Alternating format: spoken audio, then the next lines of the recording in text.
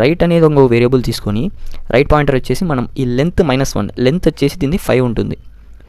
మనకి ఇండెక్స్ వచ్చేసి 0 1 2 3 4 ఉంటుంది. సో ఇది -1 అయితేనే మనకి ఈ లాస్ట్ ఇండెక్స్ అనేది వస్తుంది. సో మనం రైట్ వచ్చేసి 4 తీసుకోవాలి. లైక్ ఇక్కడ ఏం రాయాలంటే str.length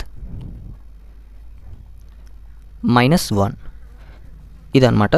సో ఇప్పుడు లెఫ్ట్ పాయింటర్ రైట్ పాయింటర్ మనం ఒక వైల్ లూప్ తీసుకోవాలి.